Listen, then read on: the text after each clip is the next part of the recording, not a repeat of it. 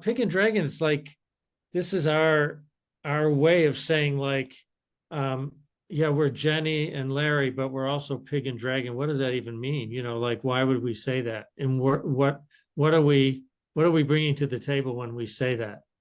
And for me, it's like, it's of course, yeah, it's a little cute and all that, but it's also like, no, there's this notion that you have like a spiritual lineage that came to you when you were born. And part of that in the Chinese astrology has to do with, the year and so on. And the year has a animal. So, you're the pig, I'm the dragon, and that has to do with our birth years, which means like we came into this life with something in us that presumably is really important in the way we operate in the world. And I was thinking about that because of our last conversation about helping. And helping isn't some abstract thing. Helping is something you do, or helping is something I do if it's me, right? So when I say it's me, who is that? Who's actually going to do it? And I think, like, generally speaking, the me that does it, when I usually think about that, is the me I think I've created through my hard work in my life.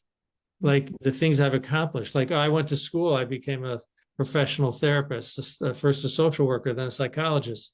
Like, and then lots of training and blah, blah, blah. It's all the external, it's external, and it lives in my head. And like, but the dragon is not in my head. The pig is not in your head. And so there's like, I found my way into doing Qigong many years ago. And I think now I'm beginning to understand that the reason I'm doing that is to connect to something else that's in me, that's not in my head, that has a connection to everything. So now if we talk about like, what does change look like? What does helping people look like? Then it must be something to do with helping them discover what I also want to discover, which is, who am I actually? How can I be this person in the world? Because that would be the gift that I could offer, right? Like that's why I came here. Like, I'm supposed to be the dragon here, and whatever that means, to activate that and show that and participate in with everyone else being who they are. So those are some of the things I've been thinking about along those lines. What do you think? Wow, I just love what you just said, and it really actually the framework of this framework and this practice, it reminds me how this framework and this practice always shows me how that it is possible to get out of my head and act in ways that are more meaningful and more connected because they are more natural, they are more neutral. They don't carry my own sense of judgment or my own sense of what I think somebody else should or shouldn't do. They just carry the energy that wants to drive everything to be better, to be more balanced, to be more whole, to be healed. And if I can just allow that to come through, then I will connect and help people much more effectively than I will if I try to help them through my thoughts and my experiences and I mean, I worked in nonprofits for 40 years, helping people, putting together resources and needs and haves and have nots and all the language of helping and all the language of making, restorative justice and all the language of that. And I'm not saying that that is an important language. I'm just saying that those are actions. They're necessary actions, but they're at a level that can be elevated if we allow, more of a mindless, more of an energetic flow to come through. And that it does have to start with ourselves, because that is what we have to discover for ourselves and see the possibilities and evidence of in ourselves before we really can connect that effectively to somebody else. That's my belief. That's my experience. So, Yeah. yeah. It affects everything, right? I mean, it's interesting. I'm glad you brought up your work with nonprofits, because like, I speak from my framework as, as a therapist, a clinician, and all that. It's like, and you were clearly involved in organizations whose purpose was to make a better change in the world. So it's also similar. It's like in a different plane. Right. And the organizations themselves exist for reasons and, fulfill a certain purpose, and that purpose may be good. Right. But, I say, but because we don't always know, like at the beginning, this is the challenge we have is like, is the thing we're about to do in service of the good, actually?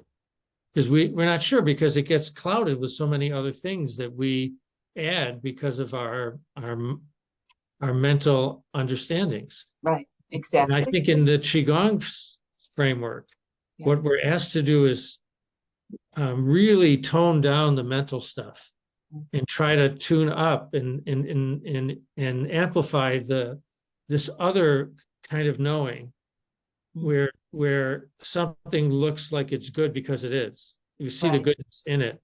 And that's kind of a risky thing, because like, who am I to say I see the good? And Right. that's why you have a teacher who can help you sort out where you just got confused. That wasn't it. Or other things. But the practice itself is designed to sharpen our sensitivities so that when we go to do something, the tools we use to assess, in a way, to notice, should be sharper. So like, if I think in my world, like somebody comes in to see me, let's say they've already come in to see me, that's already a presumption. But then I have a kind of understanding of what's going on, or a curiosity about what's going on that has everything to do with what I've learned.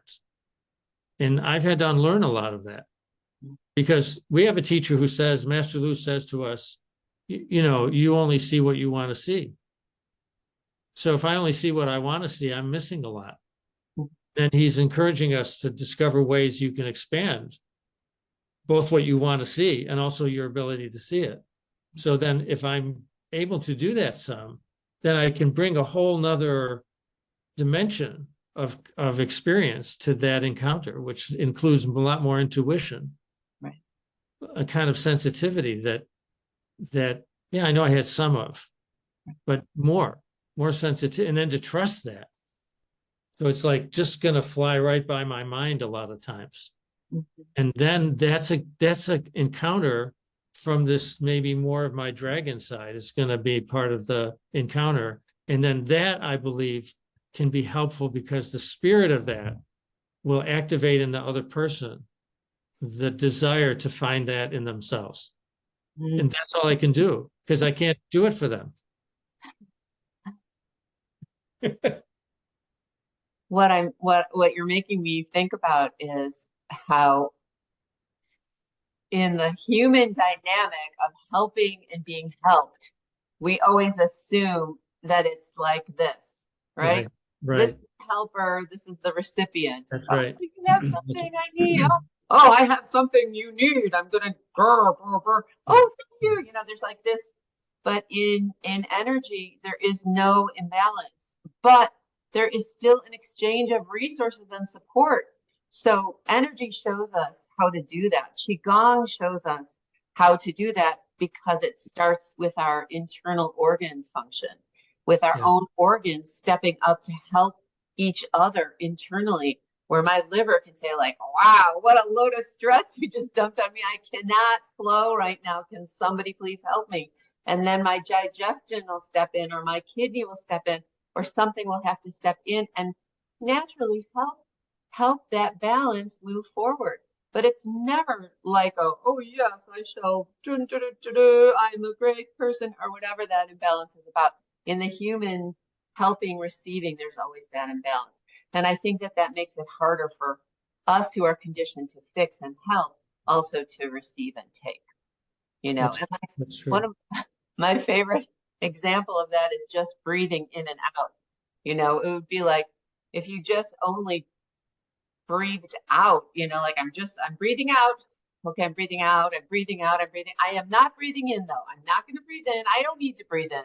I'm breathing out. Right now I'm just breathing out. I do not need to breathe in. It's just ridiculous.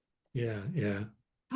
Still. Yeah, I mean, it's when you're in a professional helping role like I am, people do want to put you on a pedestal. There's because they're hurting and they're lost. They feel lost. it feels good for somebody to put you would put yourself on a pedestal. That feels kind of good. Like, Well, we can both be on a pedestal if we're going to go up the pedestal. I'm just saying, like, the problem with that is the way in which it minimizes their own power. So I think when you do this and say, like, we're all on the same level, what it means is, like, first of all, we start with the idea that I'm the dragon, but I don't know as much about my dragon nature as I would like. So they are whatever they are. They don't know as much about that as they would like, but what they bring into this life from that realm may be far greater than anything I've seen. So you can't assume, because I happen to have been working my way along this path for however long, that actually the gifts I have will express themselves in ways far beyond what they can express. So I never assume that. I pretty much assume that I don't know. So it's a mystery you can both discover, and that's why I often benefit, because the discovery the person makes, at the level they make it, is going to help me, because I want to be at that level. I want to be at the level where we're discovering, we're playing with the mystery and getting out of our head. And if they start to do that, then that energy is very good for me, very good for everybody. right, right. I love that.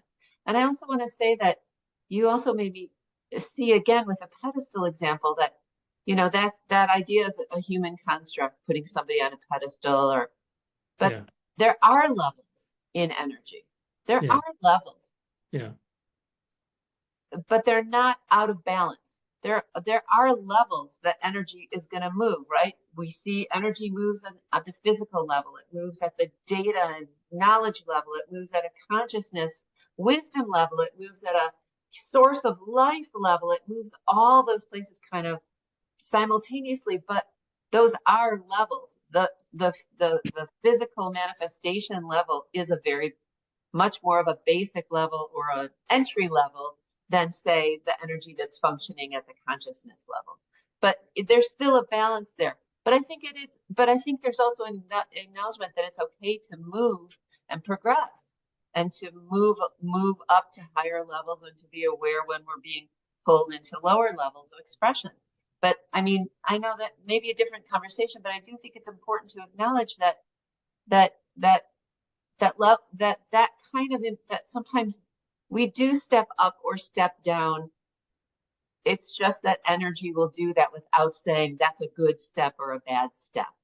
But there is movement and there is an exchange in that way as well. Yeah. right. I think that's fair. And, that's partly what you want people to be passionate about. Excited about. Yeah. Thank you. Exactly. They can discover themselves because it's like if you play an instrument and your teacher is, highly developed player, Yeah. artistically, technically, Mhm. then you want to expand your capacity to express what's possible through your instrument. Right. So you would say your level will increase because you've been working with that teacher. Yeah. But a good teacher knows that their level is not the limit of your level. So That's we just never know. I mean, people might say, I think a student just came in who has really high potential. But then every serious teacher knows some students surprise them, right. and they wake And up at some point and something happens. I So love that. yeah, I love that. And getting back to the idea of help, my way of helping another person has to be in a way that doesn't limit their ability to right. solve whatever it is that they're working on, or heal whatever it is that they're working on. Yeah, And when I allow them to do that, then their healing becomes mine. that's right. That's really serious. Like, whatever we do. No, I mean, it really strikes Yeah, me as like, yeah, that's a kind of high bar for ourselves. Like, I don't want to, whatever I do, I don't want it to limit you. yeah, It's all about freedom in the end, right? Freedom to express yourself. So I don't want to do something that would in some way inhibit, really inhibit you, cause you to, because to inhibit you, you have to, like, make a conclusion about yourself that somehow you're less than, or you don't deserve, or this is not for you. That's tricky.